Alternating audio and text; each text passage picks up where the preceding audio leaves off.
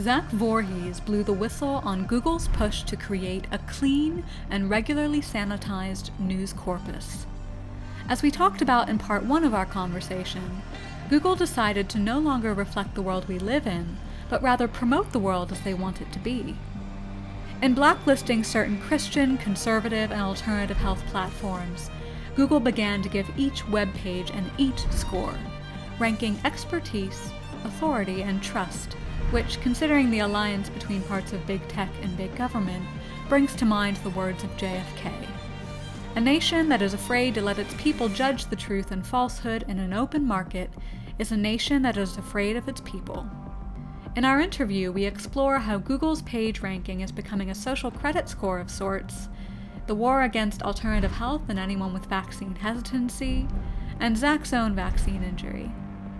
We talk about how the lab leak theory for COVID-19 was mocked and suppressed for months, and now it's seen as legitimate due to the overwhelming pride and hubris rearing its head over the pandemic, and the danger of power-hungry narcissism in big tech and parts of human nature. We also discuss the World Economic Forum's warning of a COVID-like cyber pandemic and how the elites could immunize the internet.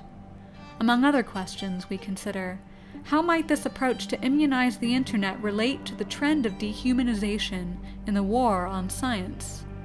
Could Google start locking our files? And is surveillance capitalism inevitable?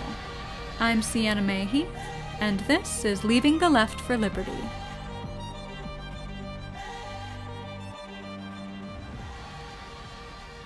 Let's get more specific and look at this through the lens of the pandemic. One of the proposed AIs in these leaks was a clean and regularly sanitized news corpus. What does this mean, and how might its meaning relate to today's obsession with sanitization and immunization?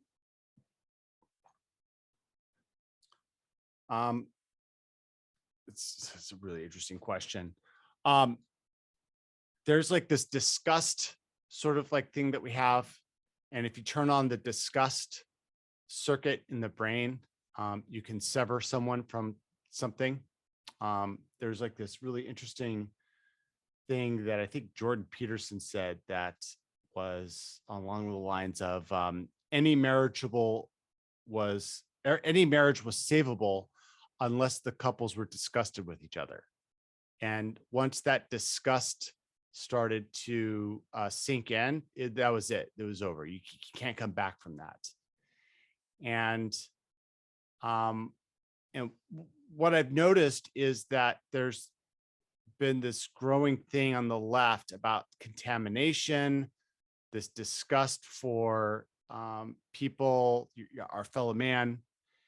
And what you see right here is sort of an embodiment of that, of how do we prevent the information systems at Google from being contaminated from this viral contagion of the mind in the form of fake news and misinformation that they believe that they need to sanitize against its spread. It's patronizing. It's patronizing, yeah. Yeah. Yeah, and with the blacklisting of alternative health websites such as naturalnews.com, which I'm very fond of, it comes with a page rank score, or what's called an EAT score, EAT. Yeah. What's an EAT score? EAT score is expertise, authoritativeness, and trustworthiness score. It's one of the composite scores that's used in the factorization of the PageRank score, which is the overall rank of a particular website topic or person that Google uses in order to determine priority on its Google search index. The EAT score, I think appeared, I remember seeing it in 2019 on the Google search. It's like some sort of guideline for SEO people that do search engine optimization. And the EAT score is calculated by what, this is going to blow your mind, but it's going to make sense, right? Literally, it's determined by what Wikipedia has to say about you. So when people are like, hey, what does it mean when Wikipedia is saying bad things. I'm like, it means that your EAT score is about to go down in the next 3 months. You need to make sure that whatever Wikipedia is saying bad about you, that you get it off right now. Because if you don't, one of the search raters is going to go and see that there's a bunch of slander that exists on Wikipedia. And then they're going to assign your EAT score to be very low. And then that's going to take your PageRank score. And then that's it. You're now off the Google search index. Have fun.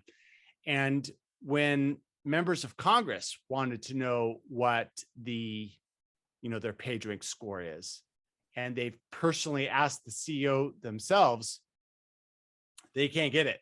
Won't give it to them. So it's so important that Google keeps the EAT score of every topic, person, and page a closely guarded secret.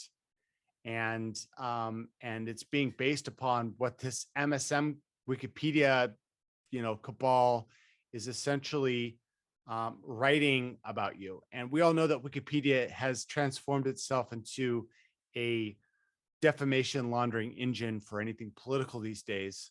And so essentially what they're doing is that they're, doing an information coup on the American people. So that EAT score, the expertise, authoritativeness, trustworthy score, it also means information coup in, another interpretation of that, in my interpretation. And it's evolving into a social credit score. Yeah, it is. Yeah, because the thing is,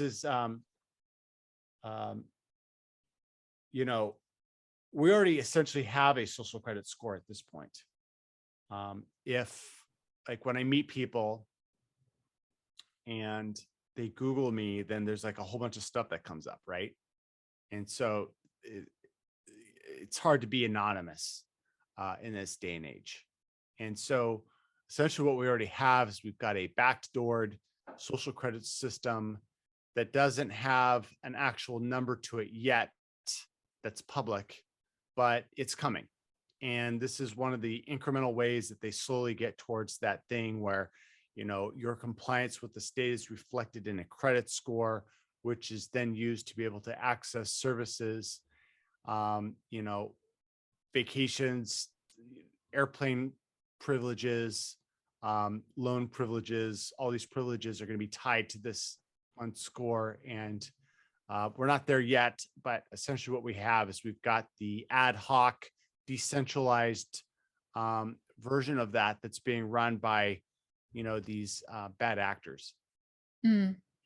And you were ahead of the curve. In February 2020, I noticed, this was right before the pandemic in the US, you pointed to the war against alternative health and anyone with vaccine hesitancy. Yeah. Yeah.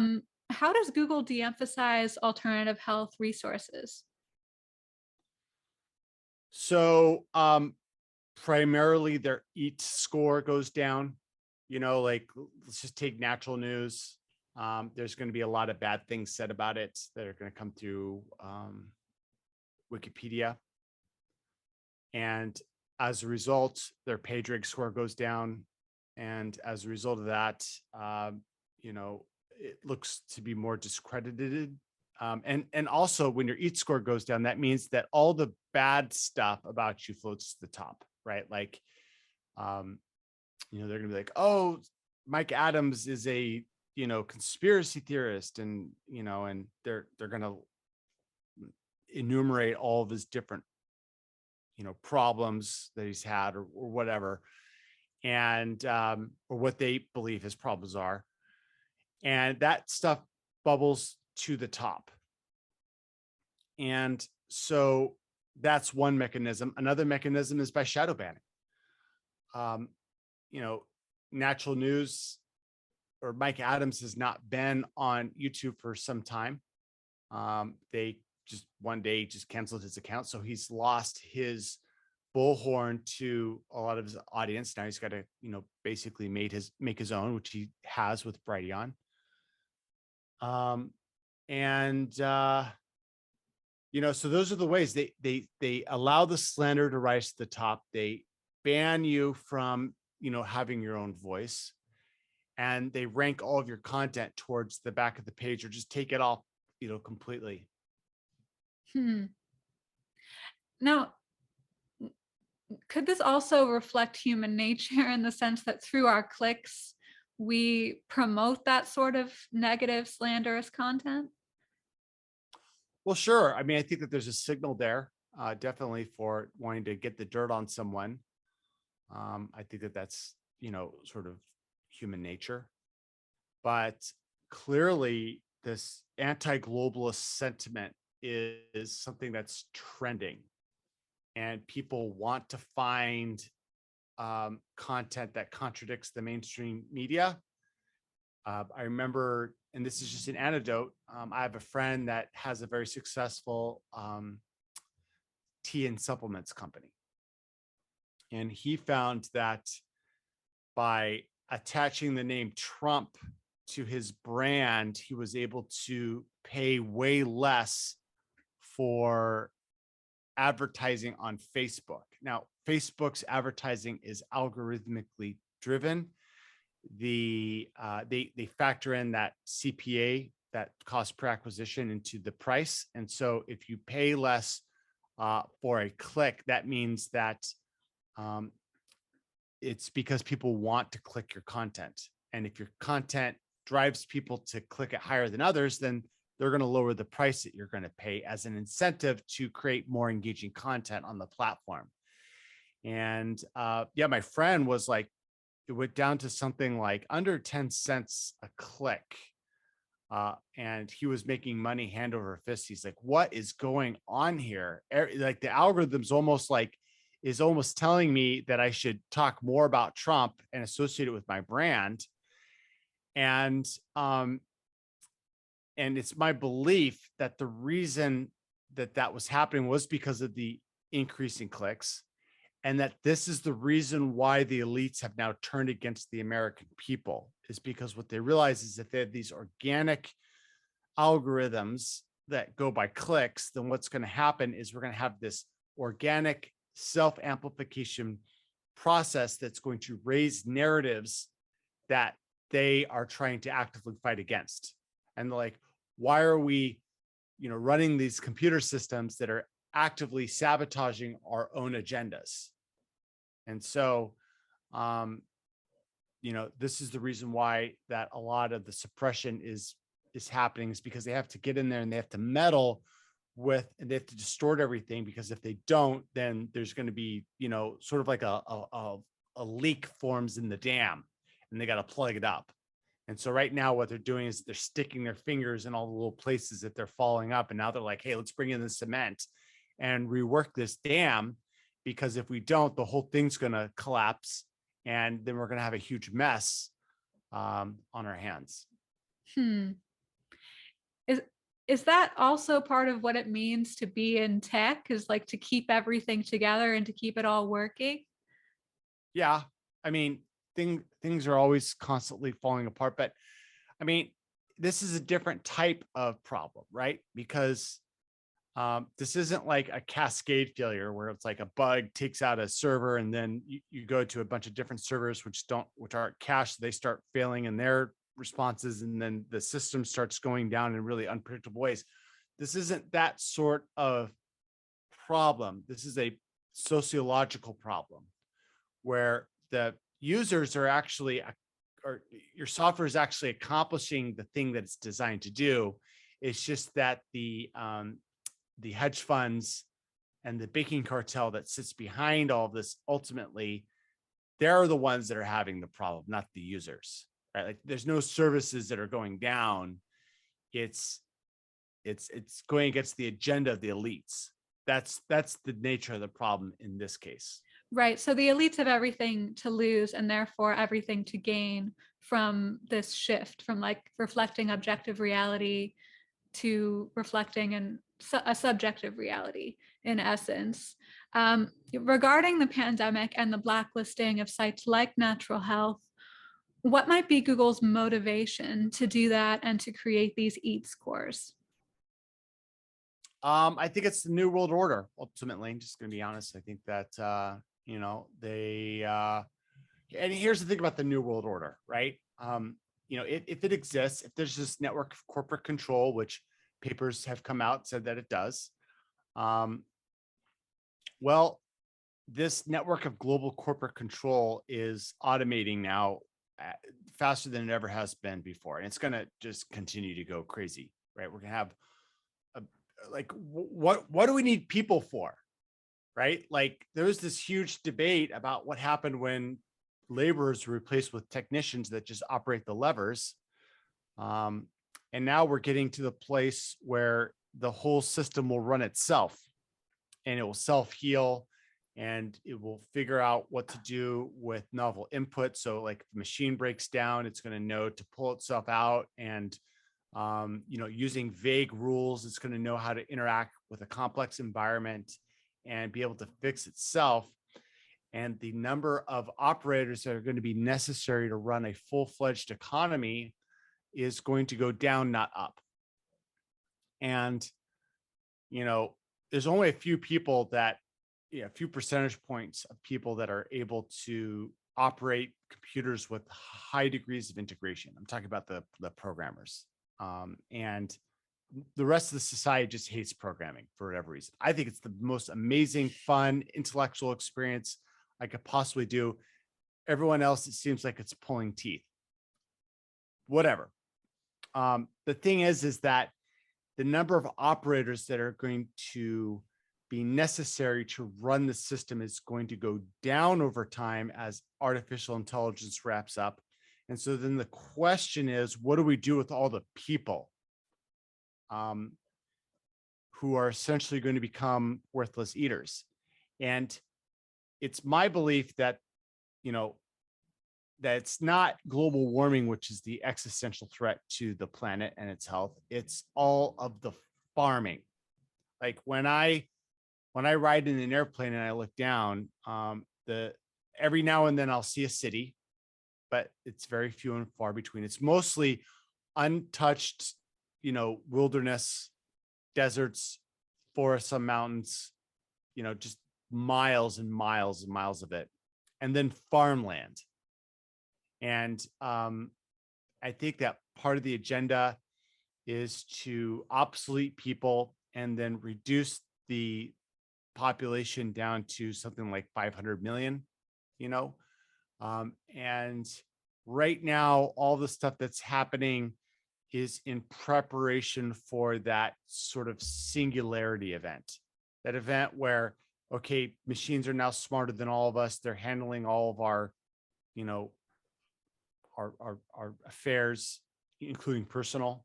It's like, hey, I need to do an errand or I need to go see a friend. Then you'll use an app or you'll just talk into a headset and then a car will come pick you up and bring you over there. And so we're reaching into this, we're turning into this welfare state.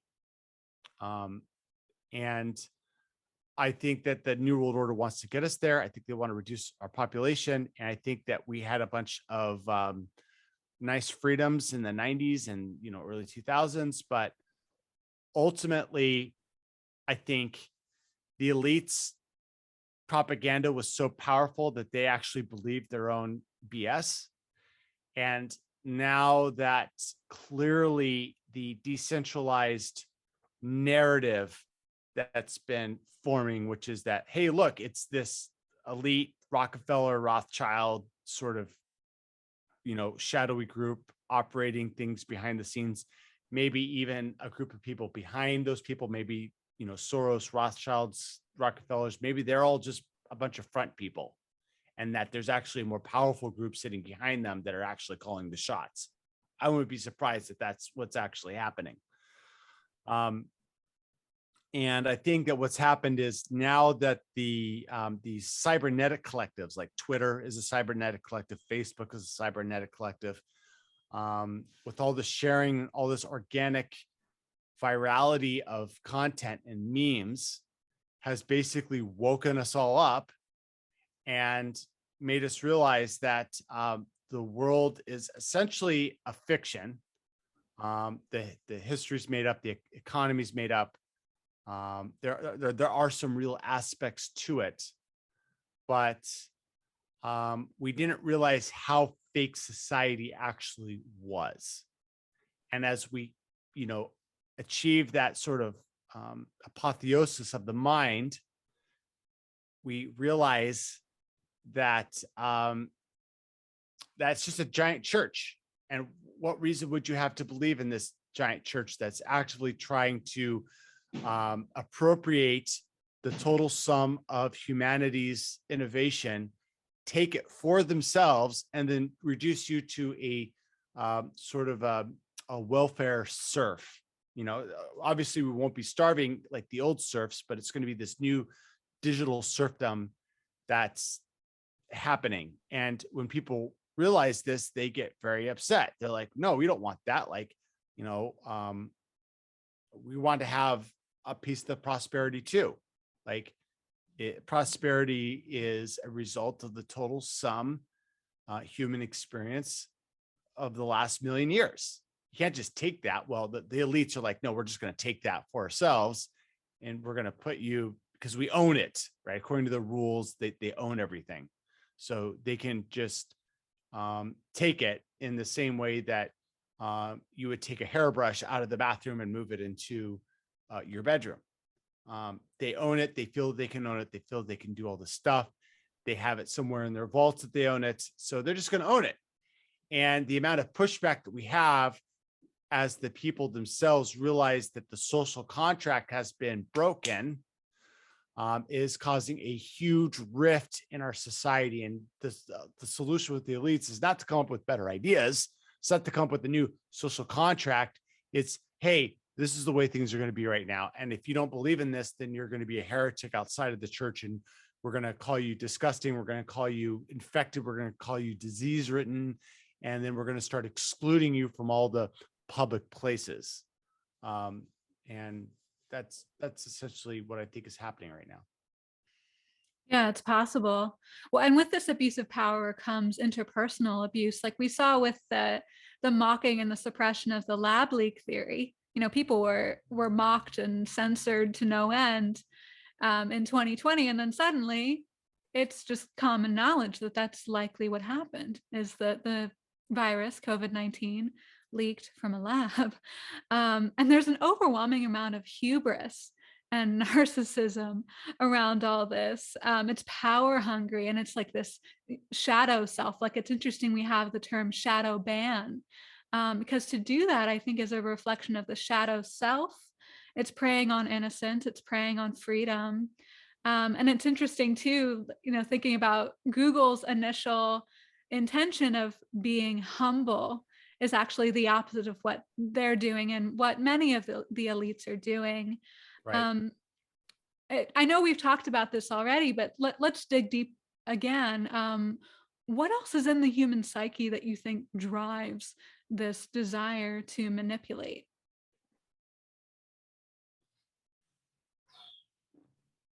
Right. Like, it's hard because I don't have the programming of one of these elites.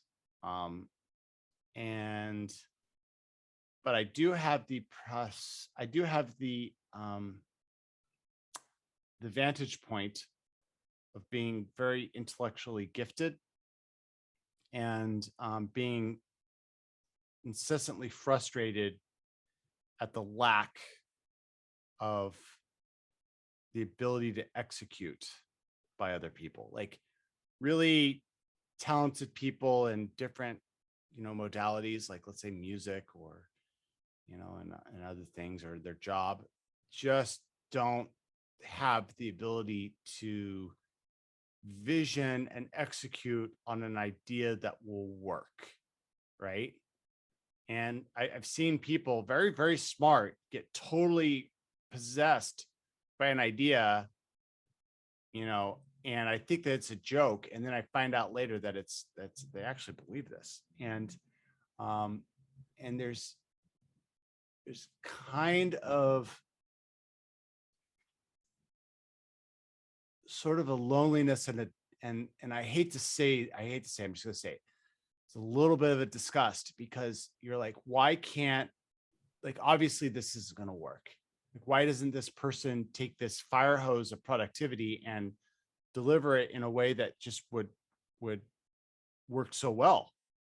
And I think that the elites suffer a lot from this same sort of thing where they have this, I think that the elites are gifted intellectually.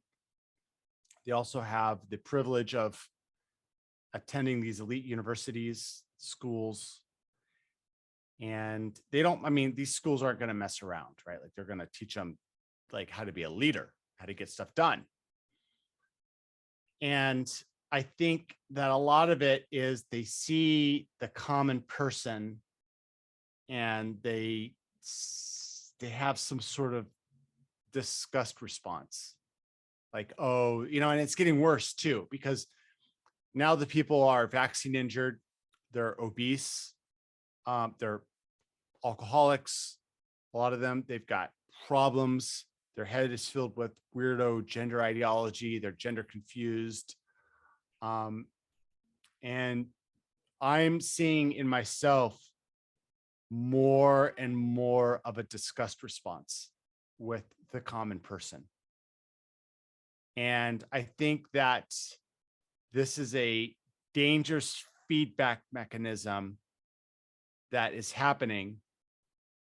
And it's making the elites even more certain in their own ability to lead us, that we are ungovernable, that we are animals, that we need to be led by them, and that if we're not, then we'll have certain ruin.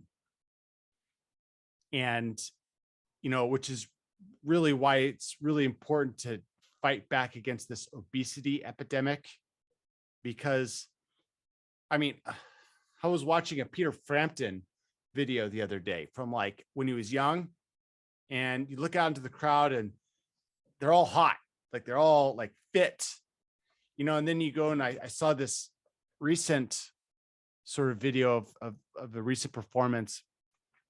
You look out on the crowd and they're all fat, or like everyone's overweight. And I think that's really dangerous, because the fact that we're all overweight is going to create a greater chasm between the elites and between the profane common masses. Like we're getting to a state where, being extremely unhealthy is the equivalent of someone being covered in dirt, right? Like the elite's like, oh, I don't want to touch that, right? I'll be contaminated.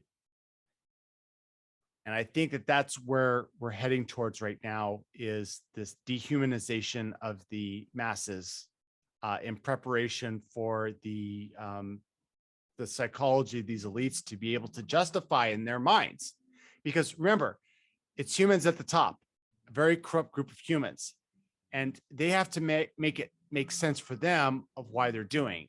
And they can't, just take a bunch of people that are enlightened and then put them into serfdom. In order for this process to work, I suspect that it's the masses themselves which have to be degraded to the point where you're doing it for their own good. And that's where we're at the stage right now. We're incredibly unhealthy. It's like, try dating a woman in San Francisco. It's like a landmine. And their head, it's like, people ask me, like, who do you like to date? I'm like, well, I'd like to date like Eastern European women, especially from the ones from these like hard countries. And they're like, well, why? I'm like, because their head's not filled with garbage, right? Like there's something about hard times that brings out like the best in people. And if you have this decadent culture, like we have in the United States with like the oppression Olympics, you just get this like uncleanliness that contaminates the entire mind and body, and you can see it, you can feel it. And as this continues, I think it's going to get easier and easier for the elites to justify in their head to subjugate it, because they think that it's for our own good. To quote Dr. King, let no man pull you low enough to hate him. Yeah. Yeah. Exactly. And I think we need to be careful not to dehumanize ourselves. I say that for everyone. But when I hear you admit the feeling of disgust, I think that that takes strength to admit that. Um, and at the same time, it takes strength to push back and say, perhaps you might set certain boundaries and have certain types of people that you really want to spend time with. That makes sense, but also make sure that the elites don't get what they want, which is more division and polarization and dehumanization of the other and dehumanization of the self. We have to do it. We have to reverse it. I mean, it's like one of the best things ever is no one's drinking soda anymore. Right? Like soda, which is, terrible for you. People are realizing that sugar is at the root of all of these health problems. It's not fat. It's not like butter. Butter's not the problem. It's like drinking, 4 cans of Coca-Cola a day, and eating all this bread. This whole keto thing. It really brings me hope that we can become healthier individuals as a society, because if we can do that, then we can reverse a lot of what's going on. But I don't know, maybe I'm just in a bubble. All my friends are doing keto and we're all exchanging tips on it. So, but I mean, I may just be in a bubble. Maybe that doesn't translate to the common person. I don't know. I mean, maybe I am too, because I know someone who's doing keto who's probably going to listen to this. Oh yeah. Yeah, but I digress. Let's talk about a humbling part of your journey, which I think is parallel to a lot of this. You suffered from a vaccine injury yourself. Yeah. Yeah. You were a huge advocate for vaccines back in 2014. And you got the HPV vaccine, all the boosters, you were all for it. And 3 shots total. Yeah. Mm-hmm. 3. Okay. And it left you allergic to a lot of foods. What was your journey in realizing the connection between your adverse reaction and the HPV vaccine? Yeah. So my reaction to the problem that I have is I'm now allergic to most foods: corn, bread, beer, wine. I'm going to have it in my bedtime. And it happened right after I got the HPV vaccine, the boosters. And it took me a while to sort of it was sort of like a whodunit, like a mystery. Like, why is my body reacting this way? Because it was clearly an inflammation response. And as this whole censorship sort of unfurled with Google, I realized that, wow, they're trying to censor things that are true. They're not trying to censor them because they're untrue. They're trying to censor things because they are. And what I saw were these, all these people being censored with vaccine injured children. I think it was like Vaxxed, the movie came out. If you've seen it, it's pretty good. And there was this nurse she had triplets, and she got them all vaccinated. And then one by one, they all just took a turn towards autism, where they are to this day. And she was, being censored. And that's when I started to go, well, if they're censored, then that means that there's a signal that there's a cover up in play. So it's like, once you see the cover up, then it's like, okay, well, there's some smoke here. So I'm going to dig in and see if there's fire. And, I'm a smart guy. And I was like, well, I can figure out exactly what's going on with the, if there is vaccine injury, I can figure out what the process is. And so I started reading all these different papers and listening to a bunch of different scientists, because I worked at YouTube. So it was like the one social media network we could be on like all the time. So at work, I just started, researching myself. And what I found was that, these vaccines, I mean, we know that they modulate the immune system, but I never really knew how they modulated the immune system. And once I found out the mechanism to which that is done, which is that I thought that they just give you a dead virus and then your body's like, oh, look at this dead virus. And then it makes antibodies for it. No, if you do that, your body will not make the proper antibodies. Your immune system has to be jolted with either an infection or an adjuvant. And it's not actually the dead virus that's giving us the problems, it's the adjuvant. And the adjuvant is causing, it basically tells your body, hey, look, you need to make an antibody for this pathogen that I've now found. If the thing doesn't create any sort of inflammation response, then your body may just actually not create the antibodies for it. It may just pass through your system. So, when they give you the dead virus, they got to give you an adjuvant, which is usually aluminum hydroxide. And then that aluminum hydroxide will go and it will actually bind to a bunch of different things. And what they hope is that it's going to bind to the dead virus, but it could also bind to cat dander that's in your blood. It could also bind to gluten that happens to be in your blood, or one of the other things that your body finds irritating but doesn't actually mount a visible immune response to. Now all of a sudden it can mount, it sees that formerly agitating thing as something that is deeply, deeply harmful. And so now it's like, okay, we got to bring out the war machines. And now every single time you go buy a cat, maybe your eyes get all puffy, you get hay fever or you get asthma. That's your body determining that something is now so dangerous that it needs to mount a proper immune response to it.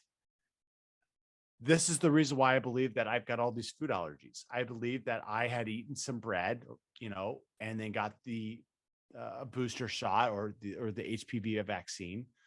And as a result, all of a sudden my body attacks a bunch of things that didn't formally attack, which basically cuts out 95% of all the food that I can eat. Sucks. And once you start going down that rabbit hole, then you start going into other topics of vaccine harm.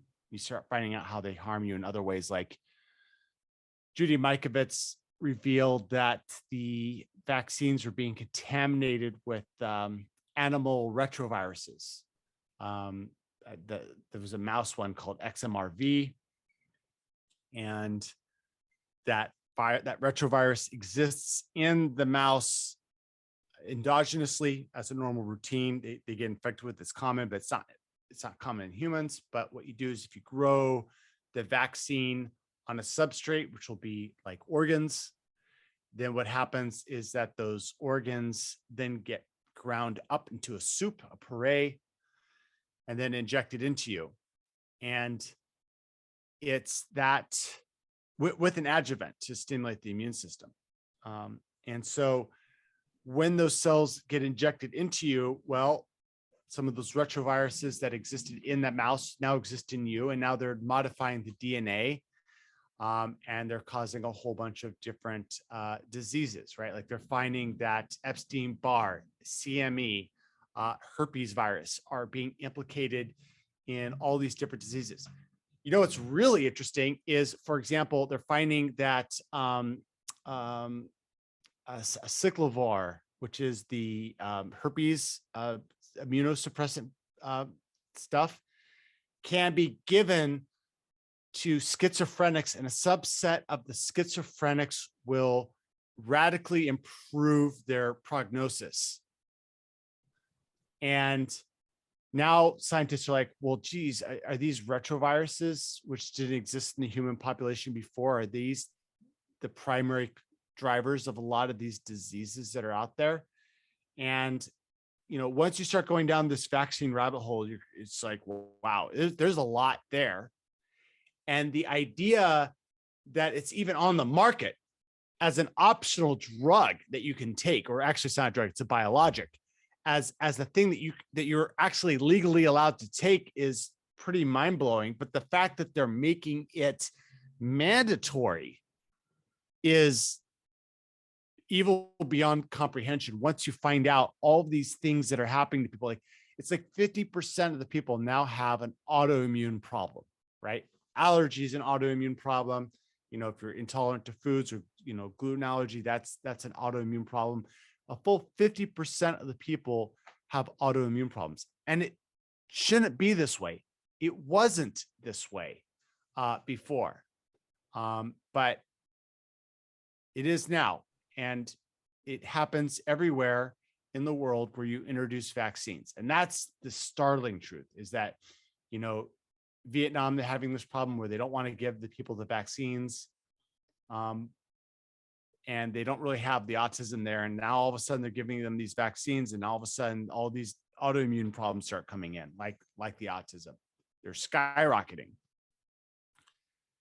And so we need to be, you know, I think that this is the civil rights issue of our era, because if we can't stop the forced injection of an unknown patented secret substance, then, you know, we're at the total mercy that we basically have no sovereignty. It's like our definition of sovereignty hinges on whether we can preserve our ability to say no to the secret sauce that they want to inject into us, that's going to have God knows what, and it's going to do God knows what to our immune system to achieve whatever ends that they make up to try to convince us to take these vaccines. And regarding the mandates, even if it's one person out of the whole country, one person who suffers an injury, I think that's cause to really doubt whether this should be mandated. Because even if there's a slight risk, even if the vaccines are generally safe, just even if that's the argument, if that's true, I just don't think it's just. I think it is the civil rights issue of our time. And it's actually being taken up by people across the political spectrum, which is something that's not covered enough. And that brings me hope. I think more people are waking up. People who have been vaccinated, people who have not, or people who have been partially vaccinated for COVID-19, a lot of people are waking up to this. And not only is it a civil rights issue, I think it's also a crisis of storytelling. Like, why is a mom, or actually even a child, like I heard of a 13-year-old child who was injured, who is telling her story bravely, and she's receiving death threats. Like, I asked this question rhetorically because I think we've talked about it. Like, what's going on with big tech and with big pharma that brings us to this place of people wishing death upon an ill child or a suffering elderly? You know, it's come to a place of partial truths and flat out lies. I mean, I don't think something like this could happen organically. I see this as a result of a centralized top-down push by a group of elites onto the world. And that part of that propaganda campaign involves turning the population against a subset of the other population. And, you know, that's what we're seeing right now. We're seeing this centralized push. Like, everyone decided all together on the reality of this thing, instead of having this sort of organic, like, oh, well, let's try to find the truth of the matter. It was like, no, it's coming from this authority. And if you don't agree with this, then you're a right-wing extremist, or you're a bad person, or you're an anti-vaxxer. And those are all signals that this is a centralized top-down agenda that's being pushed. It's not something that just organically happened. It's possible. And it seems like the elites will do whatever they can to make the world clean in their view at any cost. And we see this with the World Economic Forum. They warned of a COVID-like cyber pandemic. Yeah. Yeah, and you said flat out one of our text messages that they are trying to immunize the internet. Yeah. What's a cyber pandemic, and what might that look like? So cyber pandemic is a viral, like a virus or a worm that goes through the computer systems, infects them, and then brings them down so that the things that run on the computers no longer function, right? Like your bank, ATM, trying to get on a BART, trying to fill up gas, trying to use the internet, trying to make a phone call. All those things are mediated by technology, and that what they're warning about is that all those are vulnerable.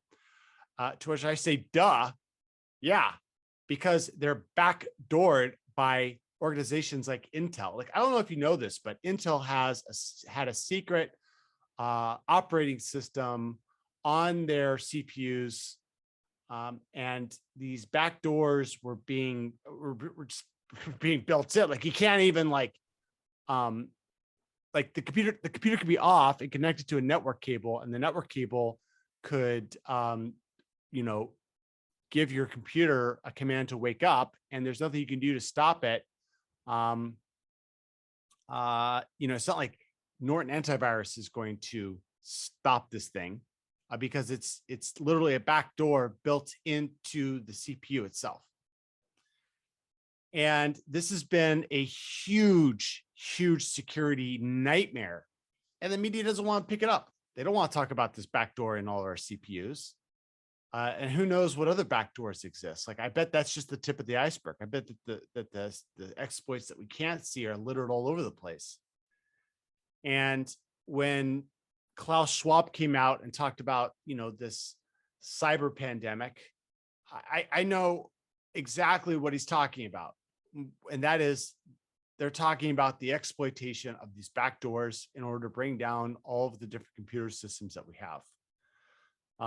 And they may think that it's necessary because these old computers can, do a whole lot. Like, computers aren't getting faster like they used to in the 90s. Like in the 90s, it was like every year they would double in speed in their clock rate. Now we can't increase the clock rate. We have to increase the number of transistors, which means that it's a lot more complicated to make things faster.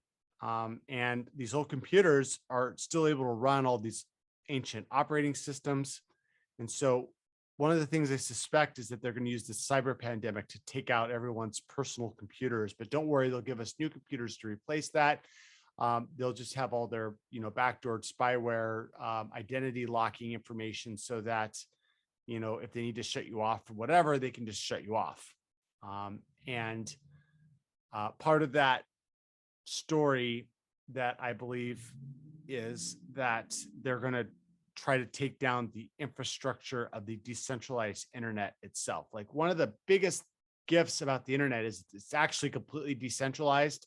Like, people will talk about like blockchain, the DNS system that we have, this domain name server that we can use to connect to computers as part of the internet. It's a very complicated decentralized system that works very, very well. And I think that the cyber pandemic could be the excuse that they could use to take out the DNS, the domain name system resolution, so that you can't go to google.com anymore without that name resolving through a centralized name resolver that they'll own. Because right now they don't really own it. It's like whoever can resolve the name and has the authority to do so through a decentralized system can, resolve that name. So in effect, they'd give us an identification that would allow us privileges to the internet. Well, I think that that's coming. I think that, and you see it right now, like every release that Mac has and Microsoft does, their system gets more locked down with something called signing, like executable signing. It's something that I had to do as a software engineer. Essentially, when you build software during the compilation process, as one of the final steps, you have to sign the executable with a signature that you can't forge. It's actually very similar to like a blockchain transaction with a crypto signing. When you do a transaction, same thing happens with the binary that says, hey, look, this binary was signed by, let's say Sienna May, And because Sienna May is a person that the centralized authorities have licensed her to be able to have granted her a license to be able to sign her binaries, we then are able to run this trusted code. It's literally called trusted code. And what I see is that this is eventually going to morph into a system where this key follows you wherever you go. It's part of your identification. And that this key is going to be how you access a computer. And right now, a computer is like you buy a computer, you put in a password, you put in that password, you get back into the computer. Where this is going to be this new system, which I believe is going to come down, is you're going to have an identification that's going to be granted to you by a centralized authority. And when you want to operate a computer, you validate that key with the central authority that grants you then access to use that computer. And maybe for a couple of weeks before you have to re-authenticate, kind of like signing into Facebook, but you're going to have to sign into your computer. And in fact, you're going to have to sign in with every computer that you use. And it'll be transparent. You won't even notice it. It'll be convenient, but under the hood, the signing will take place. And the thing is that as soon as they don't want you to have access, like let's say, you commit a crime, they're like, well, we're going to revoke your ability to use computers. Now, all of a sudden, your access to computers goes off. Okay, well, now everything that you've signed may also go down. So, as part of this, it's like, oh, well, I'm a software engineer. Oh, well, don't get in trouble or we'll revoke your licenses. And then all your software on all your clients' machines will suddenly go down. And this is ultimately how they're going to be able to get rid of a lot of these viruses. In fact, they're getting rid of all these viruses right now because, no one's going to sign a virus, as a legit executable, because then it comes back to them. They want to run this untrusted code. Well, now with these signing certificates, you may notice that we don't have viruses like we did in the 80s and the 90s and 2000s. Like it's just not a problem anymore. Like, it's not like a worm goes and infects everyone's computers. This is eventually going to be used as a way to lock down the entire internet system. But before they can do that, they're going to need the crisis that is able to justify this extreme lockdown measure. And I think that Klaus Schwab doing his little speech about how the cyber pandemic is going to come is him sort of giving this predictive programming necessary to get this thing, to get the people prepared for this shutdown of the internet that's going to happen.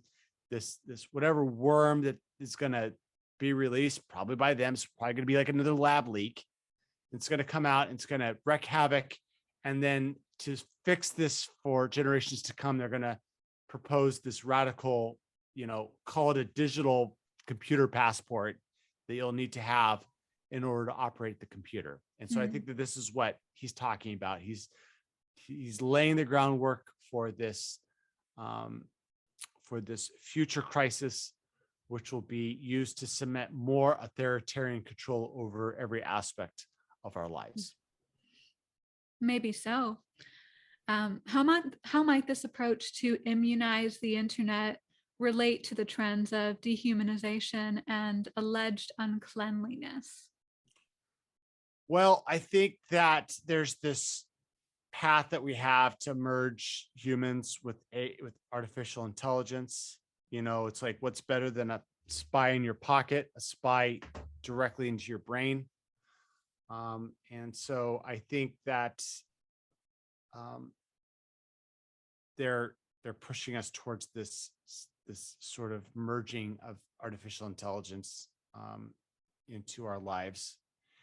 And I think that what's going to happen is that if you can't use computers, then it's going to be like, you're going to be like a second-class citizen. In fact, you actually already are a second-class citizen if you don't know how to use computers that well, right? You're burdened on everyone. You're asking for help all the time. You're always getting frustrated because the computer doesn't make any sense. How do I copy and paste? That's all foreign to me, et cetera, et cetera, et cetera. And I think that which is totally opposite from my day when I was a teenager. If you're a nerd, that was something that was deplorable. But I think that in the future, if you don't know how to use computers, you're going to be a deplorable, and you're going to be unclean. And exactly how that uncleanliness manifests is yet to be seen. Hmm.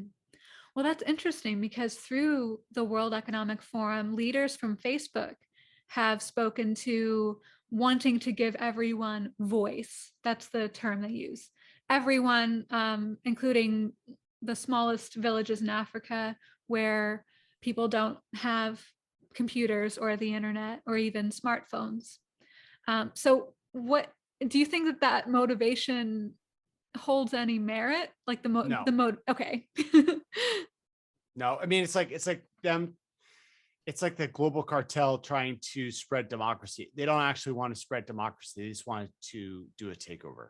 They want to do a corporate takeover of whatever asset is in that country. And so they're using whatever means possible in order to give the veneer of justification for them to be able to do their thing.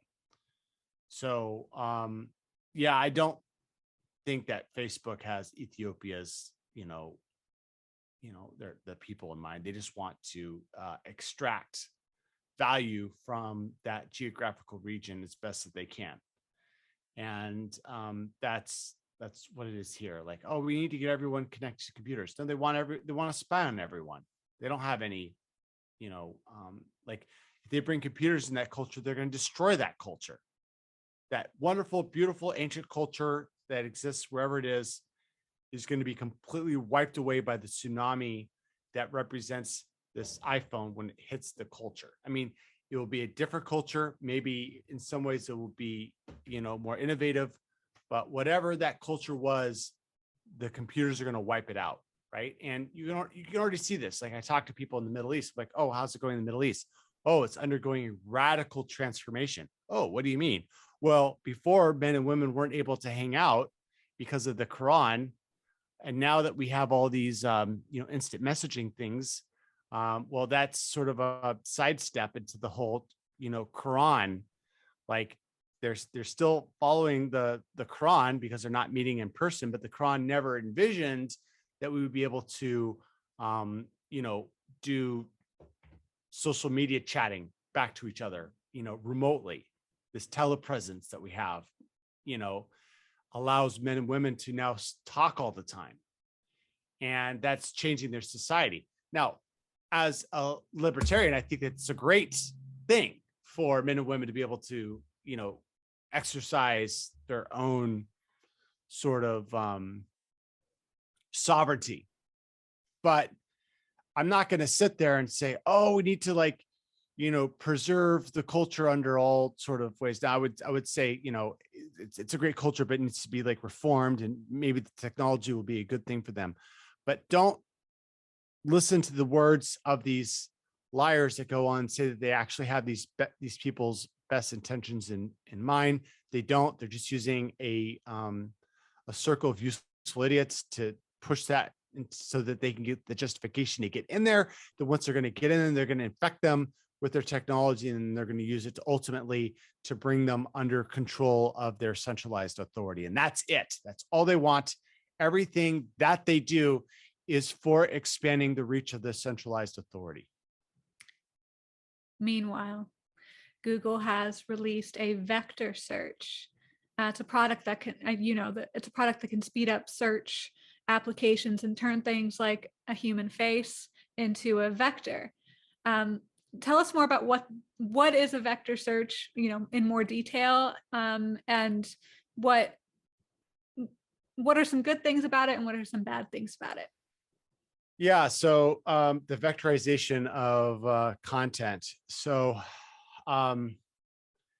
we live in the three-dimensional world, but the math that works on 3 dimensions turns out it can work on higher dimensional spaces, n-dimensional. So you have these big giant matrices which you can use to do calculations on. And so what they found out is that if you can turn things into this, n-dimensional vector, And the dimensions themselves are not like spatial dimensions. It's more like attributes, like, for example, whether you are a stay-at-home mom could be one component in the vector.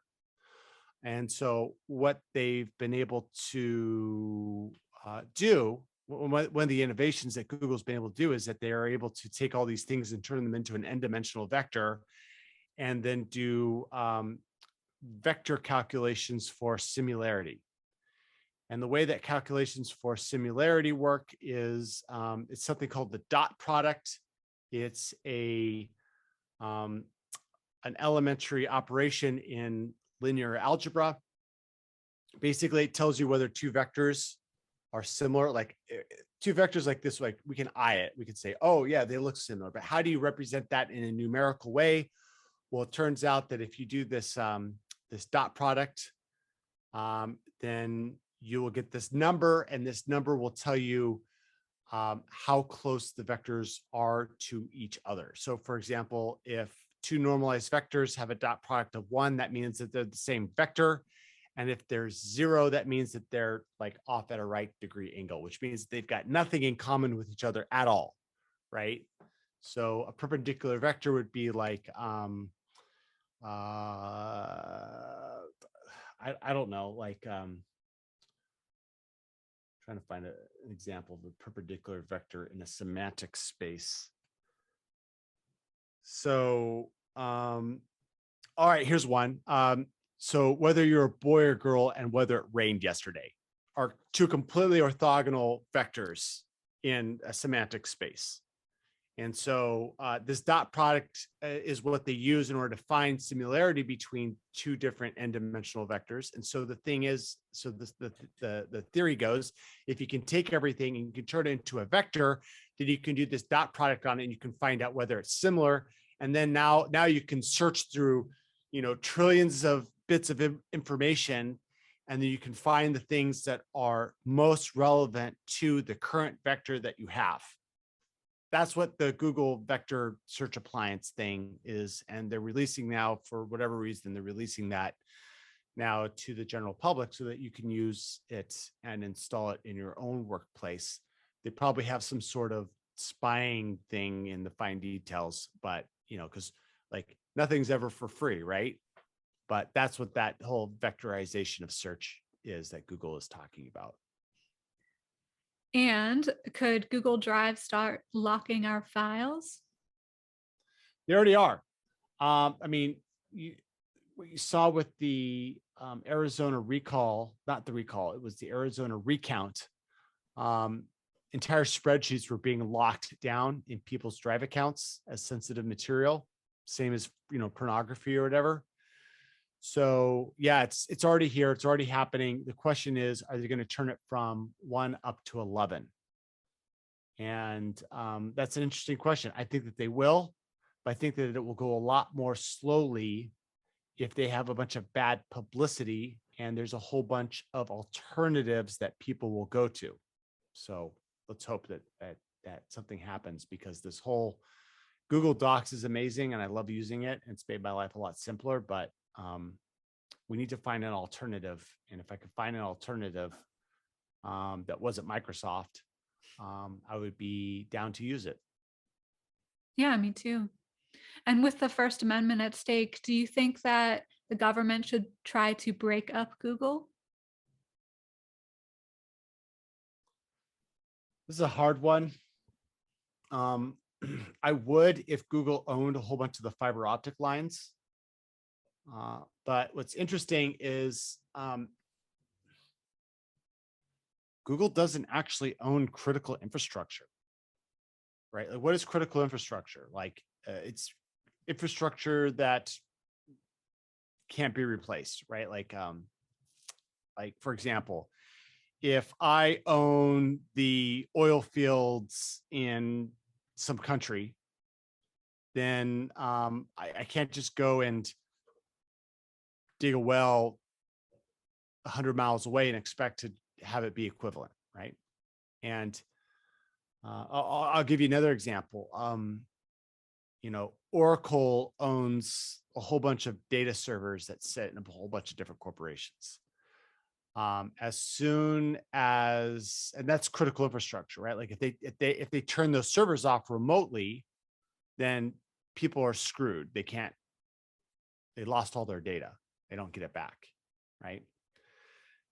And we think that Google actually has critical infrastructure, but it turns out that they kind of don't. They do have a monopoly on the ad space, and they did have a monopoly on search, but they're getting in the way of people's search for information. And if they don't want to use it, they can just go to one of the other ones like DuckDuckGo, which is the one that I recommend most of the time. And because of that, they have this MySpace problem where one day MySpace just sort of, well, not one day, it was like 3 months, they got really bad and became unusable and then collapsed. And Google could have the same thing happen to them, right? Like Verizon's not going to go away. Like Verizon could treat you like crap. They've got this amazing LTE network that's not going to go anywhere. Until you replace that entire network, then they've got a lock on the whole industry. And Google doesn't have that lock. Everything that we use with them is completely voluntarily. Google, Gmail, Google search, YouTube. Okay, it's all voluntary. As soon as we decide to use something else, we're using something else. And so should Google be broken up? I think their ad system needs to be hacked off. I think that we need to have some sort of RICO investigation, because the bombshell that just came out with Google is that they were doubling the prices and then pretending that there was someone bidding up those prices, but it turns out it was just them and that they were just pocketing all the money. It's like that stuff there needs to be like federal agents. There needs to be like a criminal investigation done, and then big people need to go down. And then if you could just fix Google's ad monopoly problem, then all the other stuff that they like built up to make people think that they're a broad technology company, and when in fact they're actually just an ad technology, all that other stuff would just fall away. Because they're like, okay, jig's up. Everyone knows that we're just an ad monopoly. Now that they're going after our ad monopoly, we don't need to fund all the stuff like my old project, like Google Earth. Like they still fund that. They still have a bunch of engineers. Doesn't do them very much. And this is something that these companies do, is that once they become a monopoly, they spend, a whole bunch of time setting up these sort of fake projects that don't actually generate any revenue, so that they can say that they're actually not a monopoly. They're actually a broad technology company that also happens to have a, dominant position in search, which is a lie. They are a monopoly in search. Everything else is just a way to make it look like they're not a monopoly, which they are. And so I guess the final answer is yes, I do believe they're a monopoly. I do believe that the ad system needs to be, either regulated or chopped off, or some sort of RICO investigation needs to happen. And they need to go, and that, if that gets lopped off of Google, all the other problems that we have with censorship, all the other problems that we have with totalitarianism control just fixes itself, because they no longer, the beast starts to starve because they don't have the revenue that they have. Like that's the number. And look at what's happening right now with the antitrust that's going on with Google. It's all focused on their ad tech business. And the reason why they're not investigating, the YouTube thing, or the political, rigging and search. They're just going after the ad, and people may even just write it off, but no, it's a big deal, because it's the Achilles heel of the entire organization, and they know it. You take out that whole ad revenue system that they have, and all of Google collapses. Now, what I've heard is that, the collapse is not what is on the the future. The agenda is actually to buy out Google through their stock by a corporate sort of seizure by the state, by the federal government. So they're going to basically pay out everyone their full value of their stock. And then they're going to break up Google, which means that every single stockholder is going to get a full payout and they're going to make like bandits. And so if you want to know why Google's doing all their really evil things, well, what I've heard is that it's their actual stockholders themselves that are driving all the evilness to force the government to deal with them as an existential threat. And the solution to that existential threat will be a buyout of the stock and then a breakup of the company. Ooh, interesting. Mm-hmm. And you've mentioned DuckDuckGo. Was DuckDuckGo going to be bought out? I thought that was kind of floating around. And yeah, I've heard that before. Yeah. We'll see. Okay. Well, what solutions are you proposing? Like, I know you have your Google Leaks book out, and you mentioned a new project. How's that let's coming not talk. along? Let's Okay, not say the name, but yes, yeah. Let's not say the name of the project. But Okay. I've been working on a project that fixes the censorship problem, and it's a new type of social media system called an aggregator. And this aggregator fixes the whole thing, and it fixes the problem with video content. But I also see that this aggregator could be used to fix the whole problem with tweet-like content. Because the thing is that all these people exist, they're fractured, right? They're fractured on YouTube. Some of them are on BitChute, others on Rumble. Some of them are Brighteon, Odyssey, Spreaker, Clout Hub, Gab TV. There's a lot of platforms out there. And to get like what everyone's talking about, you pretty much have to play this like social media shuffle where you're checking that person and that person, blah, blah, blah. And what we're trying to do is we're trying to recreate that old YouTube recommendation algorithm, which now is fractured. And all these different video hosts only allow you to search for content within their system. Well, I realized that, on the back end of all this is an RSS feed that is, all these video places are actually open hosts. Like you can query, even YouTube allows you to query a list of videos of each content producer, what they've done for the last, month. I don't know how far back the history goes, but let's just say it's a month. And so what I realized is that, oh my gosh, I can just collect all these videos using algorithms and find out all the new videos that have been going on in the last day that have been released, pull them under one single website, and then make it really pretty. And so what I've come up with is basically a glorified RSS reader that aggregates all of the people that have been banned and not banned, that are basically in the conservative space. And it brings that under one website. And why this is really great and censorship proof is that, look, since I'm pulling from all these different platforms, if someone goes and they ban someone from, let's say, YouTube, well, then I can pull their content from Rumble. Okay, they got banned from Rumble. Okay, I can pull it from BitChute, right? Like you have to get banned from 6 different video hosts before you're not going to show up with my product. And that's a game changer. I think it's going to change the whole ecosystem. And it's going to kick drive an anti-censorship movement. I think, and the reason why I'm saying this is because I think that I'm going to get copied.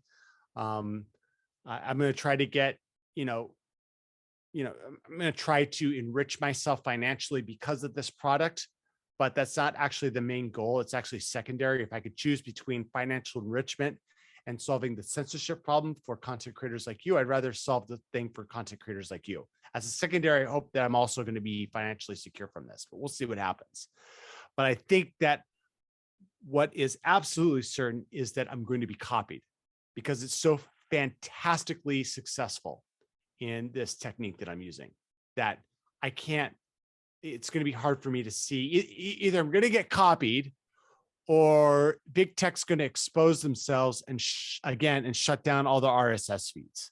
And what's really interesting to see is, will Rumble shut down their RSS feeds? Will BitChute, because right now they appear to be open and, respectful of free censorship. But what happens really if someone else is able to create a recommendation engine that sits above all these other places and pulls from their content?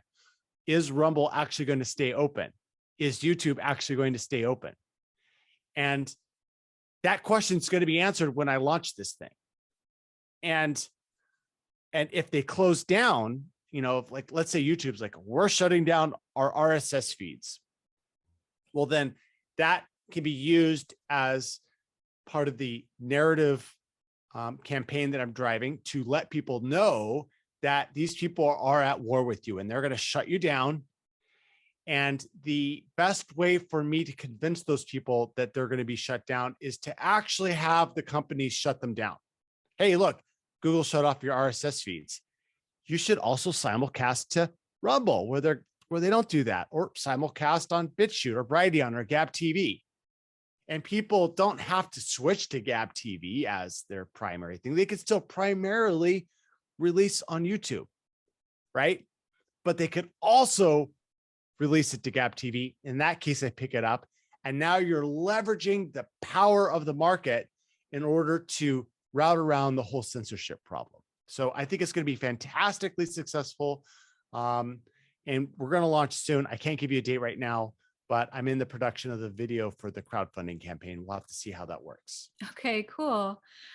This brings to mind a saying from Silicon Valley that if the product is free, then you are the product. Mm-hmm. So in addition to attracting the user's attention, which essentially is the currency, certain products can infringe upon the user's privacy. How would you do things differently?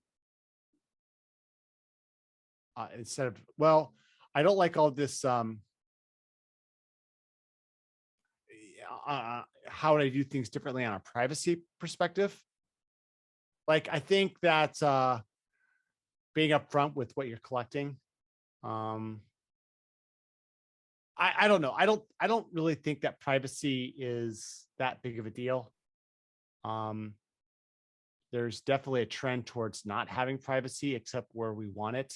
Like, intimate moments are private. Obviously, you don't want to broadcast that, but I think that I'm just reading the tea leaves here. I think that the privacy is on its way out. I think that we're becoming more transparent. We definitely don't want to be snooping in on your private conversations with your friends. But I think that privacy as a trend was something that was in the pre-technology state.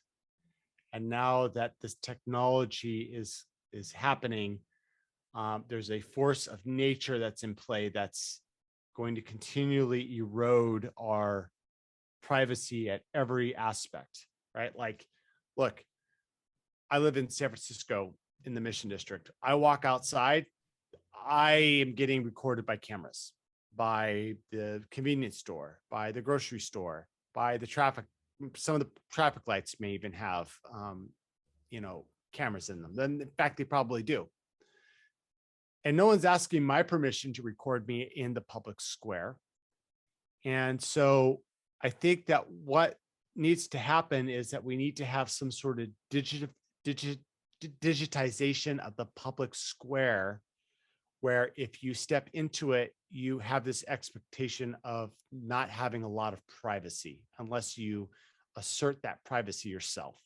So, for example, if I'm using Google, then there is an expectation that they're going to record and log every single thing that I type into there. Even if I don't hit return, if I'm just typing and then deleting it, they're probably recording those keystrokes as well.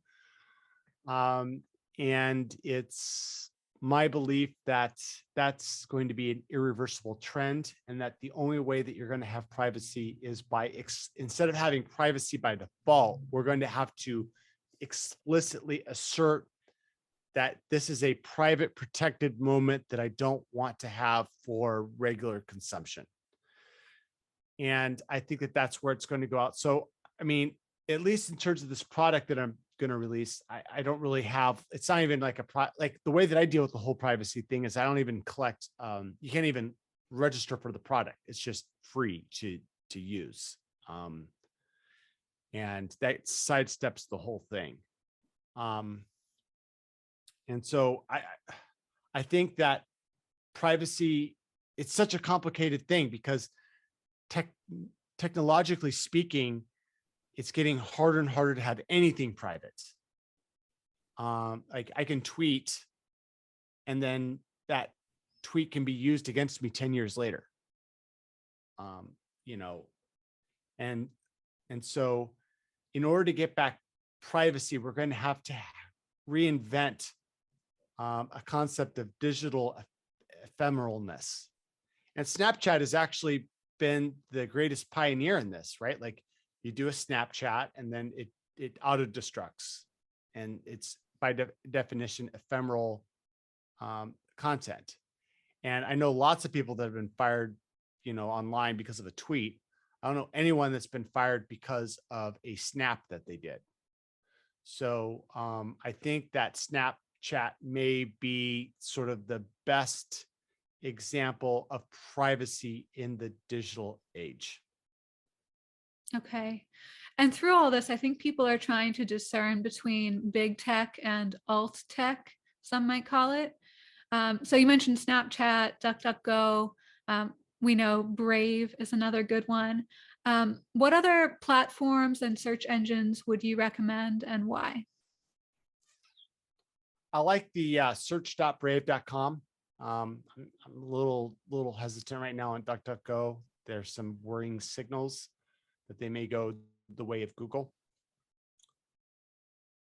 What other products do I Proton Mail is also not that good anymore. Don't like Firefox. It's a landmine right now, right? Like all these recommendations that I had 2 years ago have changed now. I honestly think people should learn how to code and then run their own mail server. that's I don't even trust VPNs. I don't trust Signal. I don't trust Telegram. I don't trust Proton Mail. My assumption right now is that they're all spying on you. You just get to choose different factions of the cartel who they get to, get access to your information first. That's all. So I don't really have any big recommendations other than using Brave. Proton Mail is better than Gmail. Use a VPN if you want. I'd really, really like the Tor browser on Brave, but all the websites that you'd want to use it for, like social media or searches, a lot of them just make it difficult to use now. They're throwing up barriers. So as far as recommendations, DuckDuckGo, Proton Mail, Brave browser, use the VPN if you want, use Tor if you can, and know that if you try to hide yourself too much, then that's also a signal for them to dig in. Okay, so let's try not to end on a black pill as much as I hear you on all that. Being such a prominent whistleblower, what motivates you to speak out, and what advice might you give to someone who's on the fence about blowing the whistle? Look, you got to be right with your maker.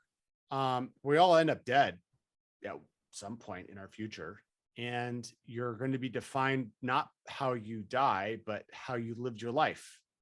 And do you really want to prove yourself to be a coward in the time of when it mattered? Like, we are in a very important part of history, and each of us has a role to play in this history. And if you know what the right thing is and you don't do it, then you're proving yourself to be on that side. And for me, I was like, I want to be a hero. I don't like what's going on, and I'm going to choose um, to step into this disclosure and tell people what's really going on, and give humanity one last fighting chance to stop this information coup that's happening. And I really urge other people that are in positions of knowledge to contact Project Veritas. Tips at projectveritas.com. Let them know what they have. They've got a professional archivist that will go through everything that you give them, document it, and they'll be able to know. They'll give it the due diligence to know whether they want to move on it or not. And that's just so incredibly important. And let me tell you, like, coming out on the other side of this, I feel like I'm aligned with the maker. I feel that I'm aligned with humanity. I feel that I was on the right side of history. Like, it's so different than where I used to be, which was upset, conflicted, spiritually broken, and feeling like a coward. And now it's just a complete 180 degree. I feel like a giant. Like, I can't be hurt. I can't be touched. Even if you kill me, I know that I've lived the good life. And if someone's out there that can make a difference, my recommendation is that you do it. But don't do it impulsively.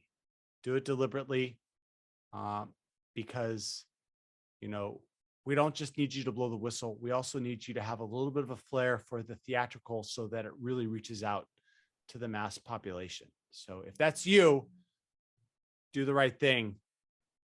Contact Project Veritas or one of the other media organizations. It doesn't have to be Project Veritas. It could be any one of the other ones. And let America know what's really going on.